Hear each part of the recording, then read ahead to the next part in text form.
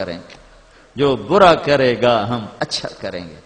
اس پر لوگ دیں گے تانے، بے غیرت ہو گئے ہیں، نک وٹھا چھڈی یہی، چیتے نہیں رہ گیا تو ہیں کون، بالکل مٹی ہو گئے ہوں، بھوئیں تے جا پہ ہوں۔ تو تمہیں شیطان دے گا چکر، دیکھ تیری تو عزت خاک میں مل گئی۔ تو یہاں میرا نبی پیچھے آ گیا، کہنے لگا میں ضامن اور سن دو پہ میں کیا کریں، میرا نبی آ گیا، ارے والی کی میری امت، میں ضامن، تم نیچے جھک جاؤ، تم معاف کر دو، تم چھوٹے بن جاؤ، چاہے بیوی ہے، چاہے بھائی ہے، چاہے باپ ہے، چاہے پڑوسی ہے، چاہے تمہارا کوئی شریک ہے، تم چھوٹے بن جاؤ، تم معاف کر دو، اگر عزت گھٹ جائے تو محمد مصطفیٰ سے لے لینا۔ کوئی اس تو وڈا ضامن ہو رہا ہے، اتے اللہ تے ہیٹھ محمد صلی اللہ علیہ وسلم۔ تو میرے نبی کی ضمانت میرے اللہ کی ضمانت ہے۔ میرا نبی فرما رہا ہے میں ضامن، آرے والی کی عورت جھک جائے، آرے والا کا میرا امتی جھک جائے، اگر اس کی عزت گھٹ جائے تو مجھ سے لے لو۔ لڑائیاں چھوڑو چاہے سیاست کے نام پر ہو، جھگڑے چھوڑو چاہے دین کے نام پر ہوں، فرقہ واریت کو آگ نہ لگاؤ، فرقہ واریت کو مت بھڑکاؤ، پہلے ہی ہم مٹ چکے ہیں، برباد ہو چکے ہیں۔ ایسی نفرتیں مت پھیلاؤ کہ ایک دوسرے کو سلام کرنا ہی چھوڑ جاؤ۔ ابھی یہ ایک ہفتہ پہلے کی بات، ایک جگہ نماز پڑھی، باہر نکلے تو 3-4 نوجوان داڑھیوں والے پگڑیوں والے، میں نے کہا السلام علیکم، کہنے کہ جی ٹھیک ہیں۔ پھر دوسرے ساتھی نے سلام کیا، السلام علیکم، کہا جی ٹھیک ہیں۔ میں نے کہا بھائی صاحب میں آپ کو سلام کر رہا ہوں، آپ کہہ رہے ہیں ٹھیک ہیں، جواب تو دے دو، ظاہری شکل تو مسلمانوں کی ہے، ممکن ہے آپ ہمیں کافر سمجھتے ہوں لیکن ہمارا ظاہر تو مسلمانوں والا ہے۔ اتنی نفرت، کیا اس کا نام شریعت اور اسلام ہے؟ میرے بھائیو اتنے دور نہ چلے جاؤ۔ میرے نبی نے کہا تھا وَارْتَفَعَتِ الْأَصْوَاتُ فِي الْمَسَاجِدِ، ایک دن آئے گا مسجدیں لڑائی جھگڑے کے مرکز بن جائیں گی۔ مسجدیں اور منبر رسول یہ محبت کا پیغام ہے نہ کہ نفرت کا پیغام۔ یہ تبلیغ کسی فرقے کی نمائندہ نہیں ہے، یہ تبلیغ کا کام کسی فرقے کا نمائندہ نہیں ہے، یہ اسلام کی نمائندگی ہے۔ ان الدین عند اللہ الاسلام، یہ اسلام کی نمائندگی ہے۔ هو سماکم المسلمین من قبل، یہ اسلام و ایمان کا نمائندہ ہے۔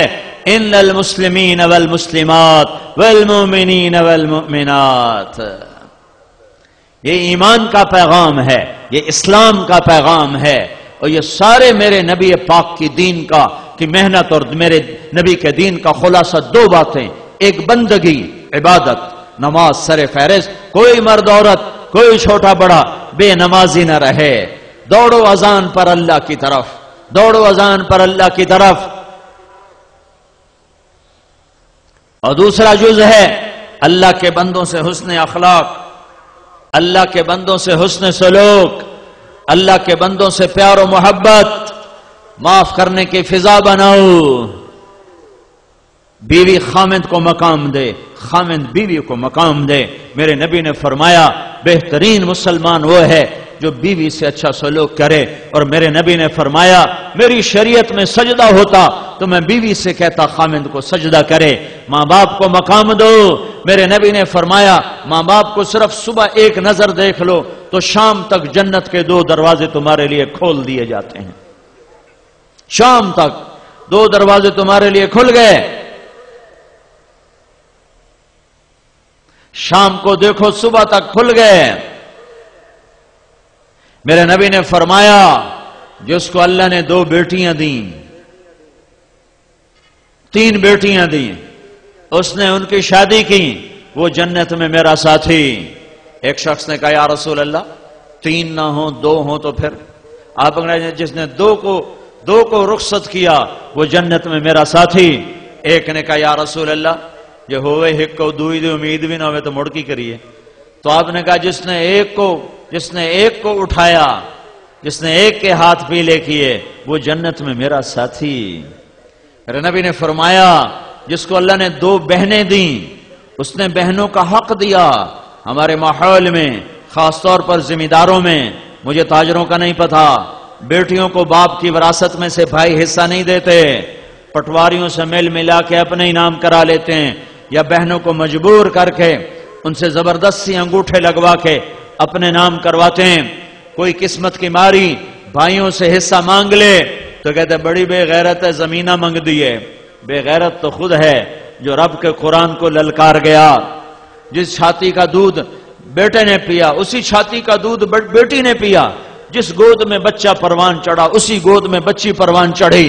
پر یہ ظلم و ستم ہے ہمارے معاشرے کا کہ بہنوں کو حصہ نہیں دیا جاتا، بہنوں کا حصہ زبردستی لے لیا جاتا ہے. یہ ہندو رسم ہے. میرے نبی نے فرمایا جس کو رب نے 2 بہنیں دیں اور اس نے ان کا حق ادا کیا اور ان کی شادی کی اور شادی کے بعد بھی ان کے سر پہ ہاتھ رکھا تو اس پہ جنت واجب ہو گئی. بہنوں کو حصہ دو ورنہ رزق حرام ہو جاتا ہے. میں رائمنڈ پڑھتا تھا، میں نے دینی تعلیم رائمنڈ میں حاصل کی. میرے استاد ہیں قرآن کی تفسیر کی مولانا جمشید علی صاحب. میں اپنے گھر سے اپنے باغ میں سے شہد اتروایا اور ایک بوتل لے کر گیا ان کی خدمت میں. 1977 کی بات، 77-78 10 روپے دی بوتل آ جاوے شہد. میں نے کہا حضرت میں آپ کے لیے شہد لایا ہوں. فرمایا کہاں سے لائے ہو؟ میں نے کہا جی میرے اپنے باغ کا ہے. تو میرے استاد مجھ سے فرماتے ہیں تیرے باپ نے اپنی بہنوں کو زمین میں سے حصہ دیا تھا؟ ایک بوتل شہد ہے، تحقیق کتنی ہو رہی ہے؟ بہنوں کو حصہ دیا تھا.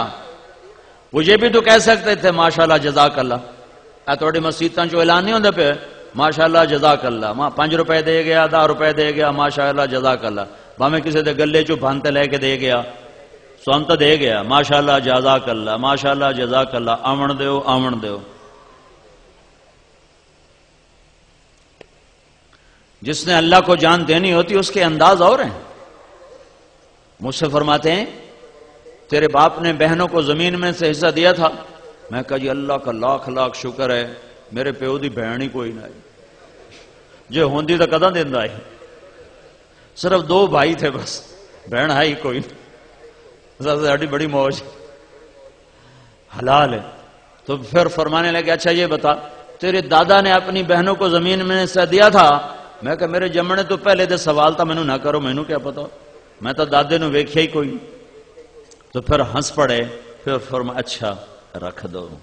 جس نے اللہ کو جان دینی ہوتی ہے وہ اپنے اندر لقمہ لے جانے سے پہلے اتنے خیال کرتا ہے کہ بہنوں کو حق دینا کتنا ضروری ہے کہ اگر چونکہ یہ تو ابھی وارث نہیں ہے، ابھی تو اس کا باپ زندہ ہے. اگر اس کے باپ نے، باغ تو اس کے باپ کا ہے، اگر اس کے باپ نے اپنی بہنوں کو زمین کا حصہ نہیں دیا تھا تو پھر یہ شہد حرام ہے، اس لیے یہ میرے پیٹ میں نہیں جا سکتا. تو میرے بھائیو بہت بڑا مجمع ہے، حالانکہ میں بہت تھکا ہوا تھا، سر درد سے صبح سے میں چل رہا ہوں، لیکن میں نے اس سے خیانت سمجھا کہ میں اپنی جان بچانے کے لیے بات تھوڑی کر کے اپنی جان بچا کے چلا جاؤں.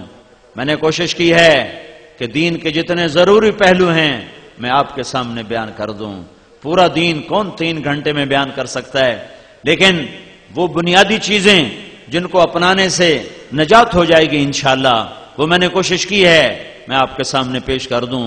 میرے منہ سے کوئی ایسا جملہ نکل گیا ہو، میں بولنے والا انسان ہوں، فرشتہ نہیں ہوں، روز بیان ہوتا ہے، کوئی ایسا بول نکلا ہو جس سے کسی بھائی کی دل آزاری ہوئی ہو، مجھے اللہ کے لیے معاف کر دے. میں دل خراشی کے لیے نہیں بیٹھا منبر رسول پر. منبر رسول دل نوازی کے لیے ہے، دل خراشی کے لیے نہیں ہے. یہ گرجنے برسنے کے لیے نہیں ہے، یہ محبت کے پھول برسانے کے لیے ہے. لیکن آخر بولنے والا انسان ہے. کوئی ایسا بول نکل گیا ہو جس سے میرے کسی بھائی کو تکلیف پہنچی ہو تو اللہ کے لیے معاف کرے.